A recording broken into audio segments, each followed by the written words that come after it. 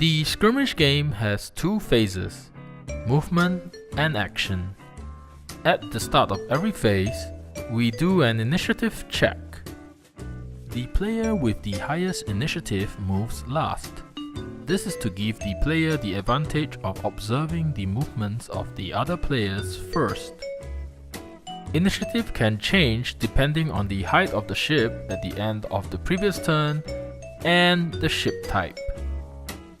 Initiative is dictated by height, and speed dictates how many movement cards you can play that round. 1 speed means 1 card, 2 speed means 2 cards, and 3 speed means 3 cards. Since this is the first turn, we will get to set whatever height and speed we wish. For the sake of simplicity, I'll just set both height and speed to 1. If 2 or more players have the same initiative, you will flip a coin to decide who goes first. Next, we have the movement phase. In Avertigos, you play cards to move. There are 4 types of movement cards: blue, purple, red, and yellow. Blue cards are basic cards. Some blue cards may replenish your health, but blue cards won't earn you AP. AP is used during the action phase, but we'll get back to that later. Purple cards don't recover your HP. All purple cards can give AP. Some can give bonus cards. Just like purple cards, red cards also don't recover HP, but earn you AP instead. But unlike the purple cards, some red cards can give you a height boost. Red cards can only be played after a blue or purple card. And last but not least, we have yellow cards. Yellow cards function like other cards, but do not count towards speed. You can only play 1 yellow card at a time at the end of a move. Yellow cards are only allowed to extend your range. They can't be used as normal cards. Behind every card is a standard blue card, so you'll never be in a situation where you don't have enough cards to play.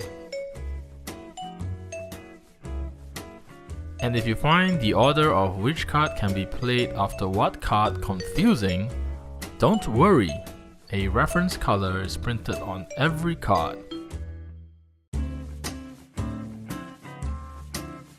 Now you know what movement cards are. Let's see them in action. So, you can only play blue and purple cards as a first card.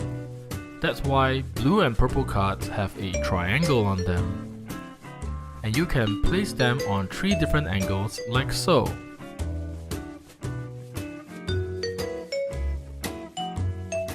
To move, just place a card at the base of the ship and move the ship to the end of the card like so.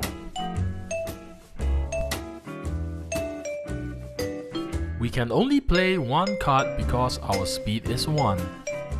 So what if we want to accelerate? Well, to accelerate, you play 1 card more than your current speed. In this case, since I'm speed 1, I'll play 2 cards. Then move my ship to the end of the card. And then adjust my speed on the hull card accordingly. You can only accelerate or decelerate 1 speed at a time.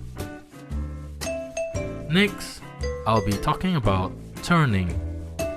In order to turn your ship, you'll need to match the semicircle at the bottom of the card to the semicircle at the top of the previous card. You may rotate the card using the circle as a pivot to any angle as long as these 2 tiny red triangles don't pass this line on the previous card. Here is a more advanced example of turning using multiple cards.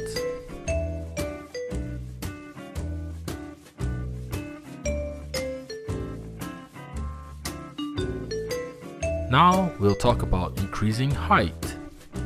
You can only go up in height one level at a time.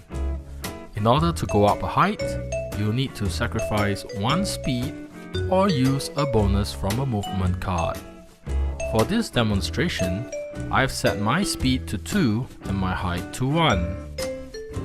With a speed of 2, I should be playing 2 movement cards, but since I'm increasing my height, I can only play 1 card.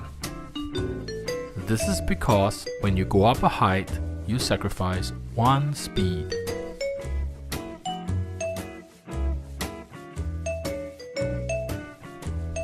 Next, we'll talk about decreasing height.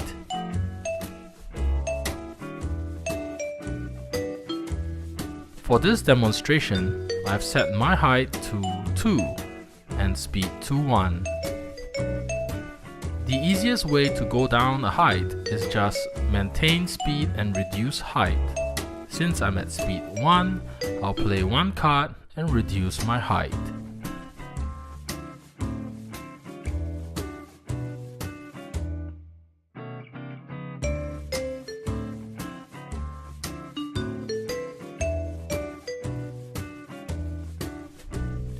You can also increase your speed by 1 when you go down a height.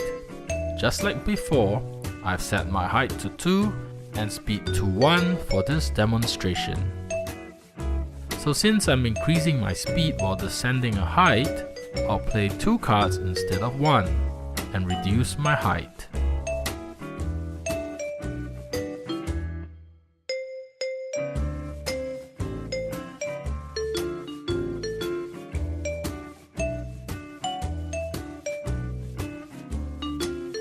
Now I shall demonstrate how to perform a swoop. Just like before, I've set my height to 2 and speed to 1 for this demonstration. When you swoop, you are sacrificing 1 height decrease for an increase of 2 speed. So since my current speed is 1, I shall play 3 cards instead of 1 because I'm swooping. And then I'll adjust my height accordingly.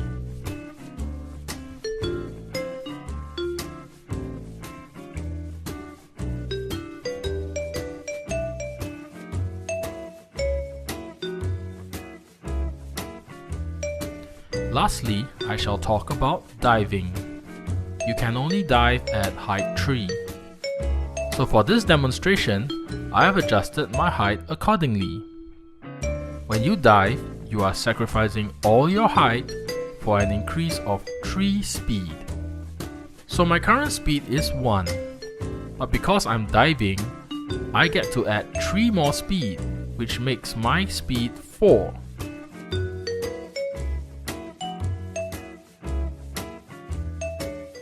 But wait, there is only 3 levels of speed.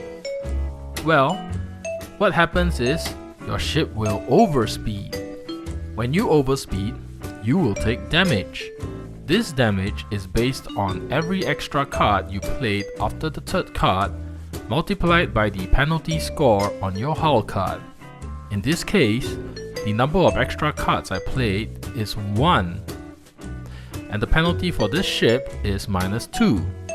Therefore, I'll take 2 damage. Do take note that yellow cards do not count when calculating the penalty. Now we shall look at ramming. To ram an opponent, you need to maneuver your ship into your opponent's ship. As long as the base of the height widget is in a situation where it will overlap with your opponent's height widget, it counts as a ram. To calculate damage, the rammer shall roll the damage dice and choose who takes which damage. If you're feeling generous, you may opt to take more damage. After a ram, if neither ships have been destroyed, then the ship that initiated the collision is placed at the other side of the ship rammed, in line with the cards. And this concludes ramming. And that's everything you can do in the movement phase.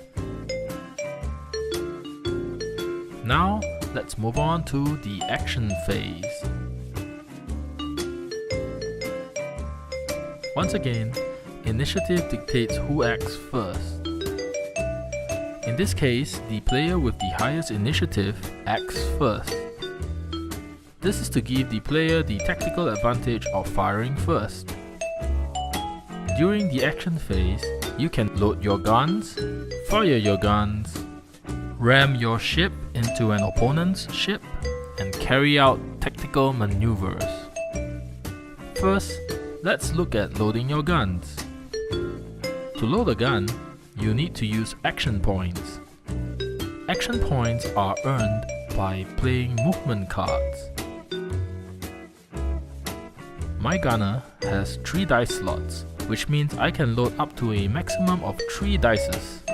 However, one of the dice slots is red. This means I can only load that slot once all the other dice slots have been loaded. Loading the red dice square allows for aimed attack, which allows the attacker to allocate the highest damage dice to a specific module. For now, I shall just use 2 action points to load the 2 dice slots.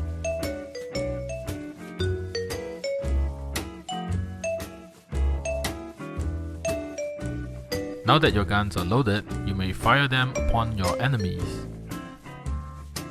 To fire your guns, you must first make sure that you are in range.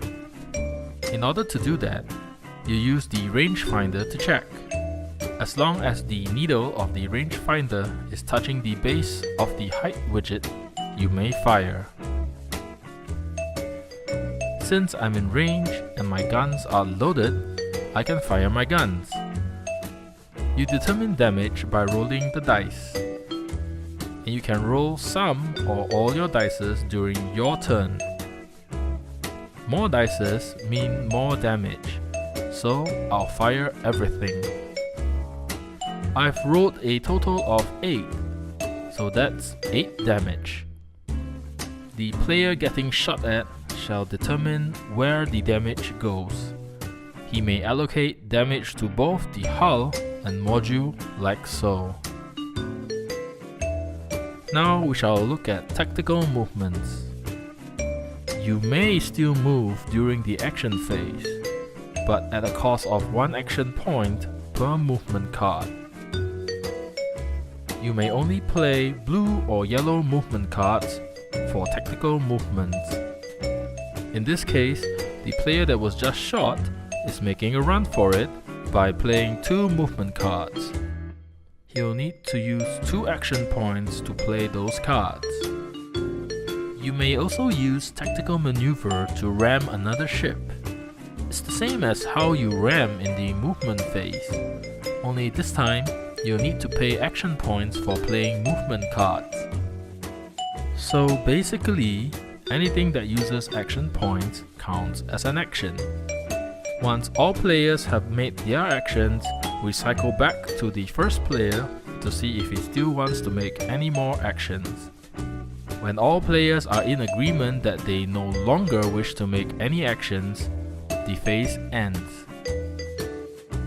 And this concludes the rules for the skirmish game.